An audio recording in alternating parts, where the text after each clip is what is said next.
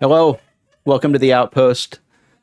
We are once again the Lexxorcists. Join us as we journey through one of our favorite late 90s, early 2000s cult sci fi television programs, Lex. My name's Jeff. I'm joined by Steve. Hello, hello. And we are midway through the second season of Lex. Got another couple of banger episodes, a lot of some lore, moving the lore forward a little bit this week. So that's exciting because I like the Mantrid plot. I'm into it. Yeah, Mantrid is a cool villain. He Yeah, yeah, is. It's a treat whenever Mantrid himself shows up. yeah. But sometimes we will accept just seeing the Mantrid influence. Yeah, I was Googling for pictures and stuff, and I saw that Dieter Laser. While I was Google searching, I saw that Dieter Laser was like at a convention or something, and you know how your famous actors sign their photos for you and stuff. He had a photo that he sold at the convention that was just literally the Mantrid arm. It wasn't his face or him anything. It was just the Mantrid arm on like a glossy 8x10. He would sign it for you. It's like, that's something that I would buy if I went to one of these horror conventions and I he was hope there. he got to keep. Oh, I'm pretty sure he's dead. Oh, Uh, that's probably true. uh, I hope that he got to keep one of the Mantrid drone like props. Like that would Yeah, be a cool thing yeah. to I, have. I should look into that because I've seen other people buy movie props. So like, I got a Snickers wrapper that they threw on the ground in Gremlins or something, right? Like I got to find like an actual Yeah, I'm Mantrid just arm. gonna go to eBay. Jesus, that's bright. Yeah. Is there Mantrid drone? I just want to see. Are there any hits? It's the warm glow of the Mantrid drone. So tonight we are talking about season two, episodes number let's see, 13 and 14. I think we have episode number 13 called Twilight, and then episode number 14 called Patches in the Sky. Both of which touch on, if not Mantrid, sort of very specifically. They also like talk about some extra lore stuff that's just kind of fun, some world building stuff, particularly in Twilight. So I guess we'll just do the usual thing that we do and have Steve tell us what happens in Lex episode season two, episode 13, Twilight. This is a zombie plot. Yeah, yeah, Just very, yeah. very, very random out of nowhere. There is a zombie story in the middle of Uh Lex. huh. There we are introduced to like a group, like a family, whose Yeah. uh who- whose whose names that I don't even know outside of Lomia. We can't forget about Right. Lomia. Right. Lomia is great. Um, but well, I guess I should back up a second. Stan is unconscious for like the first half of this episode. He is Yeah. very sick, and we come to find out later that he's not getting enough of a certain mineral that he Yeah. requires for his diet. So Zev and Kai are hunting for medical attention for him, and so this family of people with their daughter Lomia, they are trapped on a planet that's being attacked by zombies, Yeah. and they are anxious to get out any way they can, and so they pick up the signal from the Lex, and they're like, "Oh yeah, we're totally doctors. Yeah. Just bring him on down. We'll take care of him, no problem." The crew of the Lex goes down and it starts hanging out with this family. Lomia, who is the '90s space goth girlfriend. Yeah. Yeah. Uh, she's very hot for Zev, and Yeah. like Zev for like the first time in any of the episodes, I don't think Zev is really horny at all at any point in the Yeah. in It's this very funny. episode. It's Zev's just very like strange that non-plus. She could not care less. yes, it's like someone is like someone with is like agonizing over wanting to bang Zev, and it's not Stan, but still she's not into it. Zev is very much like, no, we need to help Stan. He is, we got to get him back. We got to get him back. Mhm. It turns out Stanley is he's missing a mineral that is in shampoo, That's and so so he funny. has he is being fed spoonfuls of shampoo to be brought back. But this family, like their job was, they used to work for his divine shadow, Yeah. and they were the planet that they're on. Radiates some sort of strange like radiation that only affects dead things, and so Yeah. it affects Kai. I don't know how to describe what Kai does other than frolicking. Hmm. Like Hmm. he's like dancing around and joyful. He's happy Kai. He's emoting Kai for a little bit, and it's specifically because he is dead, and this planet like reanimates dead things and messes with them and whatnot. Yeah. Um, the I like background for it. this I like it planet, because whenever Kai gets like a chance to sort of let his hair down and act, differently, because the actor is kind of locked into doing a very certain thing week after week in this show. yep. Yeah. Uh, purpose of this planet back when his divine shadow was still running things was we saw like many episodes ago, but even in like the first season 1 movies, when a divine shadow like is close to death, they take out its brain and just put it somewhere so that future divine shadows can converse with it. The brain is still alive. Well, for reasons that aren't really explained, the Yeah. bodies are put on this planet that reanimates them as zombies, and just it's just no one cares. We get no background on like what happened on this planet uh Right. prior to this episode. But yeah, zombies here, and all the zombies are former bodies of his divine shadow. Of course, this family is going to double cross Hmm. the Lex, because like they didn't have to. Like that's something that I really enjoyed about this Right. episode. Like Zev was authentic about this. Hmm. That was my take anyway. Like Zev, like Yeah, we'll help absolutely you. would have helped these people out and got them off the planet if they just wouldn't have been dicks about it. But of course, they try to double cross the team. They trick Zev to get Zev gets locked outside. She has no idea that zombies are a thing, so the family like boots her out of the house, tricks her, and then they just throw Stan's like limp body over the side of this That's a fucking high castle fall. wall. It's a high fall. Just his limp body gets tossed over the side. So now it's Zev and Stan having to fight off zombies. Zev gets bit at one point. She's gonna zombify later. Meanwhile, Kai is out. He continues to frolic, Mhm. and he's hanging out and like trying to communicate with the zombies of the former divine shadow bodies. And when they don't communicate with him, he just very joyously just like pushes them off a cliff. It's hilarious. Like this episode is great. Yeah. Um, So then we it's get like, oh, oh go yeah, ahead. go ahead. No, you're fine. We get the hero of the episode is Laika. Yeah. Laika just randomly shows up and is like, "I'm hungry," uh, and so she goes down to the planet. We don't actually see her go down the planet, but she goes down to the planet, and she immediately runs into Lomia. And Laika's like, "I like you. I'm going to eat you." And Lomia is all about this. It's pretty funny. It in whatever way you want to interpret the phrase "I want to eat you," Lomia is down for it. And so Lomia gets eaten off screen. Lomia is dead. Dad gets the creepy dad. It's eaten by zombies, including a now zombified Zev. Uh, Leica also eats the mom character. So Leica just goes down to this planet and just starts like cleaning house. So like everyone, there's so much eating of people in all of the various ways you can interpret that throughout this episode. Uh, this entire family is now dead, courtesy of the crew of the Lex. Uh, Leica had taken a new moth down. There's a scene early on where the zombies eat the moth Uh-huh. that brought the original crew down. So Leica just takes another one down, so they all escape on Leica's moth.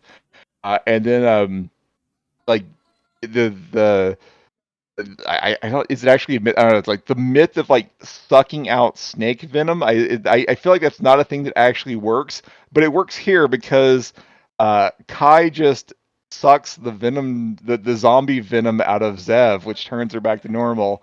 And then they're just gonna blow up the planet. Stan's like, "Fuck this! We're blowing up that planet. I'm done with this." Yeah. Lex target that planet before Lex can do anything. Hmm. Mantrid drones show up and just quickly destroy the planet, and Kaya's like, "Ah, shit, Mantrid's Yeah. back." This episode This is a great episode. it's so much fun. It's so funny. Like on one hand, I think the lore thing is really neat. Like we know that they take the brains out of the divine shadows and store them in those glass jars in the on the Lex. And then for here we have this planet with this special elemental property that the dead are reanimated when you send them there. So we save these bodies, we send them to this planet, which is really neat to me. That's like, oh, that's a neat idea. But then, like as you said, they don't explain why you would want to do this at all ever. It's just we just have like a pen of mindless zombies, and I guess back when the cluster was still functional and the shadow was still ruling, all of this stuff was under control, and maybe these zombies were kept, somewhere safe. But like they Were never they like say what they're for. pets? Like, yeah, it's like there's no reason why the divine shadows preserve their previous human bodies as zombies. It's Yeah. just a thing that happens in this universe, and you got to take it and you got to roll with Right. it. On the one hand, it's neat, and on the other hand, it makes no sense. Like No, par for the absolutely course. not. I The want to know, like, because yeah. this family's like, we were left here by everyone else. There were other people here. Like, Hmm. what was going on this planet when there were other people? What was the purpose of these people Yeah. Yeah. monitoring this planet? I don't know. So many questions that we'll never get answers And to. like other lore stuff, like the guy running the place, the governor, I forget his name, of course, but they talk about like, hey, you're a cleric for the divine order. Anywhere you go, the people are going to hate you, and they're going to kill you, and so they have to kind of like lie about, oh, we have friends, and then like they recognize Kai, like you're wearing the outfit of the uniform of a divine assassin and all this stuff. So it's like all this world building stuff, but it's not it doesn't really go anywhere, but it's kind of neat to me that it's just like building that environment in the background. I also like it's super, there's tons of funny stuff here, like when they throw Stanley over that wall, it's like Wile E. Coyote type of stuff. He falls off it's real high, and then he's just fine. They have to feed him shampoo to make him better. Like I was just trying to imagine like these kids do stupid TikTok challenges, like try to eat a spoonful of cinnamon or something. I could see like my kid trying to choke down a spoonful of The Lex shampoo. shampoo Yeah, we challenge. should start this on TikTok, the Lex shampoo challenge. We could do this. This is going to be a thing. I'm gonna do that. I'm not doing the challenge, so Okay, you're not just gonna eat the so we're you could just clear. like put a I'm spoonful not of cool. yogurt and like say that it's shampoo, and we'll trick everyone. Special effects, movie magic. And then I like the idea that so hey, we got a zombie apocalypse going on. What if we had a helicopter? Okay, great, we got a helicopter, we got a way out. But what if the zombies could literally eat your helicopter because it's organic? That's a funny idea. And lastly, I liked that when Laika is sort of the adult in the room in this episode. Like, I need an adult. I need help from someone who's in charge of their faculties. And it's Laika, the weird plant woman, is like, she's still, I don't know, she's human enough that she like wants to help out and get these people out of here. Meanwhile, she's gonna get a snack or two. And then I guess lastly, I love when Kai sucks out the poison, because it's like watching super sloppy Double Dare or something. Because he has this enormous mouthful of like green slime and he spits it out, and then he has to go back and get another one. And he sucks the poison out of one place and he goes and sucks the poison out of another, and they made it two different colors, which I Yeah, appreciated. I noticed that too. They went to She has a neck wound, and yeah, first he sucks the poison out of the neck wound, and it is this like gross like orange yellow pussy sludge color, yeah, and then he goes and kisses Zev and sucks more fluids out of her, and that liquid is purple. So yeah. that's another part of the lore. It's like a some sort of two-part chemical agent that's reanimating these zombies. Yeah. And I mean, ultimate shout out, of course, to Lomia, because this is what I'm looking for back in the '90s. You know what I mean? And Yeah, 100%. and while I was googling, I didn't remember this off the top of my head, but she shows up as a bit part in season 4 in a later episode. They do this on this show a lot. They like you'll recognize someone from the past, and they're playing a completely different character, which I think is kind of fun. Now episode number 14 of season 2, Patches in the Sky. This was like a little bit more lore heavy, I guess, or like what do we call it? What do you call the myth arc, the main arc of the Yeah, the show? myth arc. The myth arc, This yeah. is a myth arc episode. Okay, This yeah. heavily involves Mantrid and what Mantrid is doing. Yeah. So take it away. So first and foremost, like this guy that runs this shop that they go to, is he meant to be like dime store Robert England? 'Cause Yeah, as soon as I saw something. him, I was like, is that Robert England? Like he looks like very familiar. It's not, But the like one of the plot points of the episode is there's like a dream world, and if you die in the dream, you die in Yeah, real yeah, yeah, life. So yeah. it's like this feels intentional, but I don't know. Like, if it was meant to be intentional, there's no like trivia anywhere on like the Lex wiki to discuss this. But anyways, the Twilight starts with Stan having a nightmare, and Jiggerota shows up in his nightmare and like scares the shit out of him. And he's freaking out. Zev goes to him, he's like, Stan, what's wrong? And he's like, I had a nightmare. Jiggerota was there. And Zev's like, well, just go do something fun. Yeah. Go do something fun to get your mind Got off to this. And blow so off some steam. he immediately starts going around threatening to blow up planets just for the fuck of it. So he goes to like a planet that's like half crushed in on one side. I don't even know what they. I don't know. Like half of this planet is It's like in the missing. Tick where Chairface like writes his name on the moon or something. I don't know. It's like an apple that someone has taken a bite out of. That is the shape of this planet. Um, it's manned by robots. And Stan is just like, "Hey, robot, I'm in a bad mood. Lex, destroy this planet in 60 seconds." And Lex, of course, is like, "Okay, Captain, I'll do it." And so this robot's like listing off things that Stan could do for fun, just to get him to go away. Right. And it's like, oh, have you tried religion? Have you done drugs? Have you gone to the narco lounger? And Stan is like, wait a minute, the narco lounger, what's that? And the robot's like, oh, I'll transport or I'll transmit the coordinates to you. And so Stan says, all right, Lex, cancel that order. And then Stan goes and starts talking to Zev, waiting on the coordinates to be transmitted to them, and like off in the background through the view screen of the Lex, you see the planet explode, and Yeah. Stan's like, Lex, Oh what the shit. fuck? Yeah, I told you to cancel that order, and Lex goes, I do not know what the word cancel means, Right. Captain Stanley. It's great. It's all even like for like the rest of this episode, like Stan is being like very deliberate with his words to the Mm. Lex from this point forward. Um, but ultimately, they want to go find the narco loungers.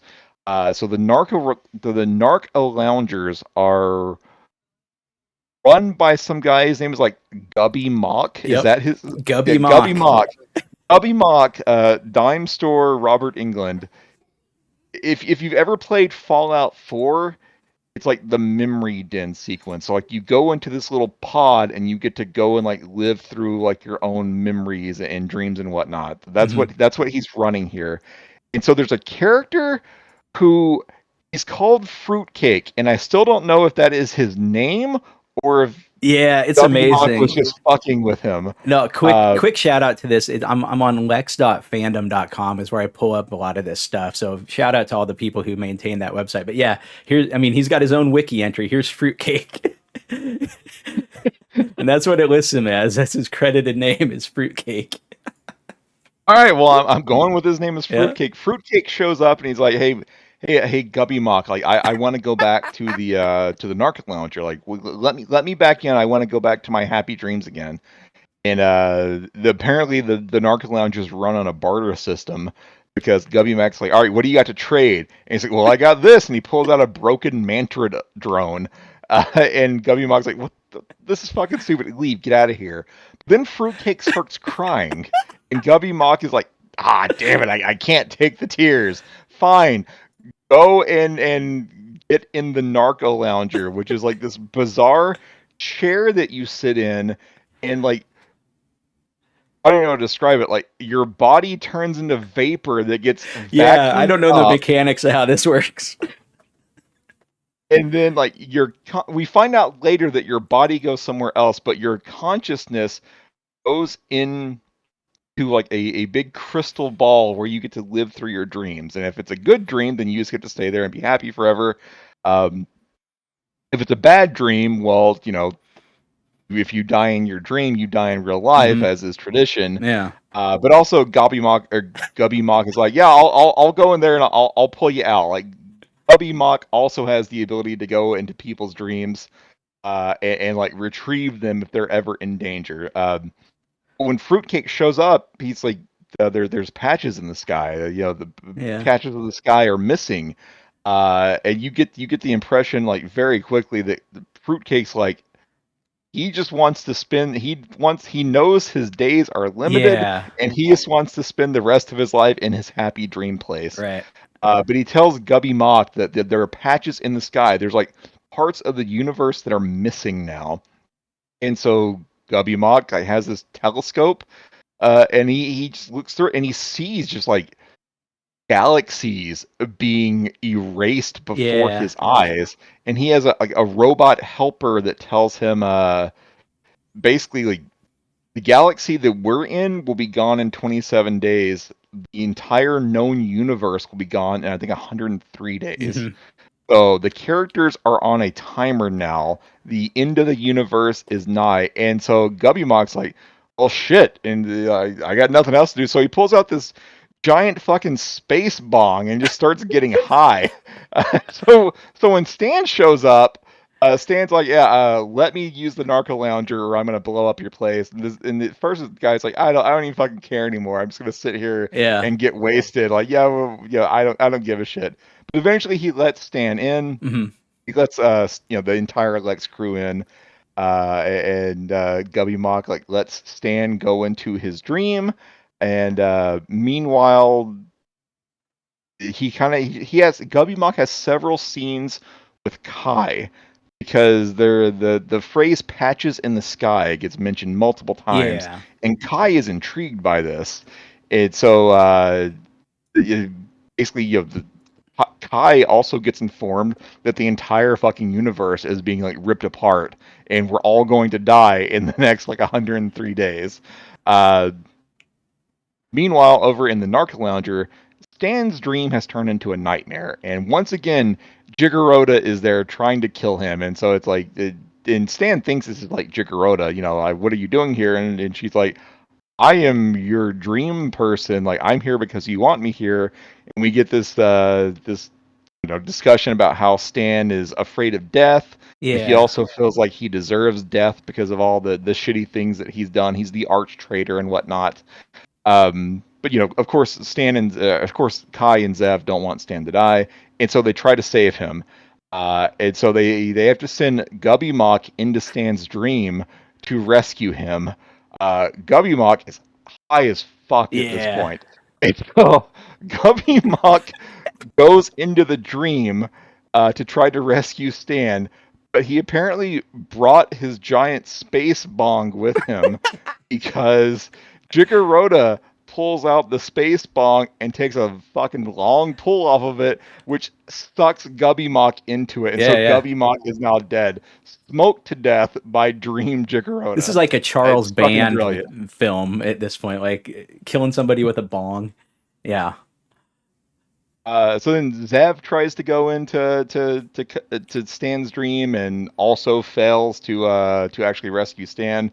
Uh, Kai panics and like just figures out like the actual bodies have to be somewhere. Like when I first saw Fruitcake like He turn turns into into a puff of vapor, smoke, yeah, and yeah, go he turns into a puff of smoke and gets like sucked into this giant like like, how does vacuum that cleaner work? thing.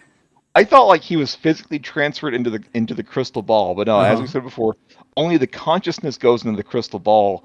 Your actual body goes down into like a pod, like in this underground Yeah. area. And so Kai goes down to this underground area, and he can't figure out how to wake people up yet. So instead, he just starts pushing buttons until Stan and Zev get transferred to Fruitcake's dream. At which point, basically, they're in no danger anymore. Like Jiggerota, the dream that Jiggerota's in just fades away. Kai, I who gotta like pull up this picture of Fruitcake's dream because this is unbelievable. Like, what is going on here? He's not interacting with these people in the dream. You get this shot a few times in the episode. He's not interacting with these people. He's just standing there, like soaking he's it just all standing in. there Yeah, smiling and just yeah, being happy that these ladies are with him. And when Zev gets sucked into his dream, like Zev becomes one of the girls. And then when Stan gets sucked into the dream, Stan almost becomes one of these girls, but then he's like, wait a minute, this is fucking weird. Zev, what yeah. are you doing here? And it's like they all have a moment. But Kai just magically figures out how this machine works. Like because he at first like tries to get 790 to figure it out, and 790 is like, yeah, it would take 5 to 7 months for us to figure this out. Yeah. And then Kai just knows it randomly after that. So he apparently the machine is very intuitive, because Kai is then instantly able to pull everyone back out. So he rescues Stan, rescues Zev, rescues Fruitcake, and Stan has like this renewed like vigor. He's like, I'm gonna live life to the fullest from now on. But Fruitcake's like, yeah, patches Put in me the back sky and in. whatnot. Put me back in my dream because I was having a good dream. So Kai puts him back in his dream. His consciousness goes back into this crystal ball where he will live out his dream the rest of his very short life, because after the Lex crew leaves, the Mantrid drone just like comes up and just like bitch slaps the crystal ball that he's in, and that's the end of the episode. Yeah, yeah. I like this episode a lot. I like the sense of urgency that we get when they start saying things. And the show, like we've joked before about how like, oh, Kai's on a limited supply of proto blood, but he never really seems to run out. They always seem to have enough. It's not like Kai's going to shut down.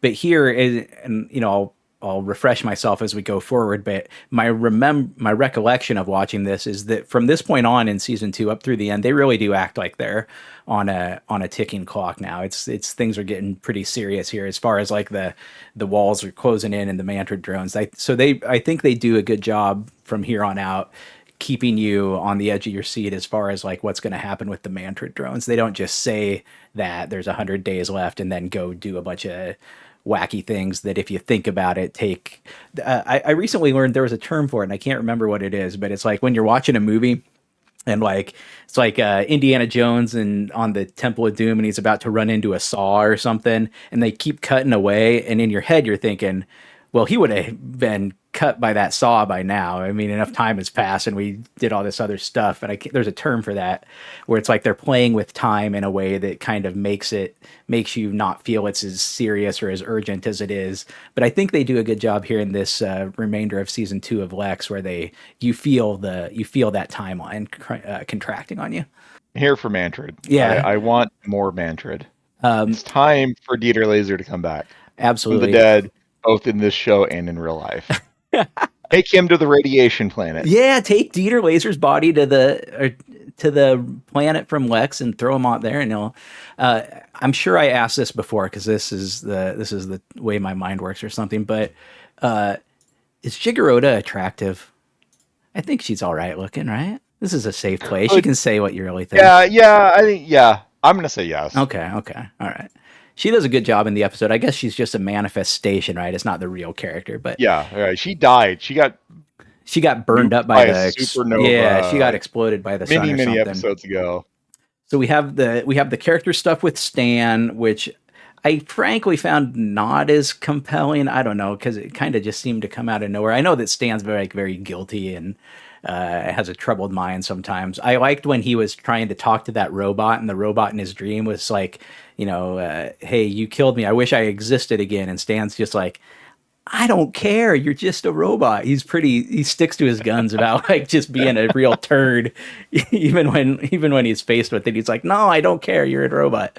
I like that stuff, and I like the portrayal, like the visuals. This show is obviously pretty low budget, but like even the way that they chose to portray, like looking through a telescope across the universe, and you see things dissolving. It kind of I feel like it worked, and it got across the message that they were trying to get across. I like this episode a lot. I agree. Like the Stan portion of this episode is probably the weakest portion because Mhm. he spends an extended amount of time in that dream doing absolutely nothing while everyone else moves the plot along. So Yeah, I yeah, think that this is I like this episode, but it's probably one of the weaker ones of season yeah, 2 so far. yeah. I wish there had been, since it is a myth arc episode, there needed to be more Mantrid in it. Yeah, yeah. But yeah, it does some cool world building. It's cool to see the actual physical effects on the entire universe because Hmm. this robot that is working with Gubby Mock He's like, oh, the universe X is 17.92% of it is now missing, and it'll be gone in days. Like it does a great job of like really selling the threat Mhm. that these Mantrid drones possess or present. And I like the brief little look in, like you mentioned earlier, about like how different characters like respond to that knowledge. Like Fruitcake's like, I just want to go and get in the chair for the remainder of the time that I have left. And Gubby Mock is like, I'm just gonna hit this crack pipe real hard. And then Kai, you can see Kai like start to try to solution things a little bit. He's like, well, we're gonna fight this somehow. So everybody has like a different way of responding to this world-ending crisis that's in front of them now. So that was kind of interesting too. But yeah, like a slight week. You know, we've been pretty positive on almost everything. You could say that we're like fanboys. We're simping for Lex at this point, but we've been pretty positive. But yeah, we got some criticisms here. The Stan stuff's kind of like a little weak in this episode. I don't understand why they brought Jiggerata back to be the That is a manifestation. bizarre I pull. think I think they It could have just been it could have been anything. yeah, I think they just must have wanted to give this actress a paycheck that day or something. I don't know. I can't speculate, but everyone's fine in the episode. But yeah, it's kind of weird. But overall, the myth arc stuff, great. So super excited to see what happens next. Yeah, 6 episodes left in the season. I mentioned many moons ago when we started this series that I remember bits and pieces of watching this back in the Mhm. late '90s. I definitely remember how it ends. I remember how Okay, you this do. season ends, Okay, and awesome. I'm ready to get there because I am very pro Mantrid. Yeah. I remember feeling it was pretty, maybe too much to say thrilling, but like when I watched it not too long ago, I was like, yeah, this is good. This was cool. So yeah, excited to finish out season 2. Stay tuned. Next 2 episodes will be coming, when we get If around we to feel it. like it. We're, unlike the people in the light universe, we are not on a 100-day ticking clock. So it might be about that long until we get the next episode, but it will be coming. You can watch ahead so that when we get our episode out, then you're caught up and we're talking about the same thing. So stay Free on tuned. Prime, Free on free on Prime. YouTube, Yep. multiple places to watch this. Yeah. You have no excuse not to follow along at this Yeah, this should point. be made available in like every public library. In my opinion, they ought to have like the DVD box set so the kids can go get a hold of the Lex. All right, this has been Lexxorcists episode number. I did myself a disservice by like trying to number the episodes because the episode numbers are out of sync with the actual episodes of Lex. Right, so this is Yep. gonna be nonsense at some point. But this has been Lexorcist episode number 11, season 2, episodes number 13 and 14 of Lex. Stay tuned, and we'll see you next time.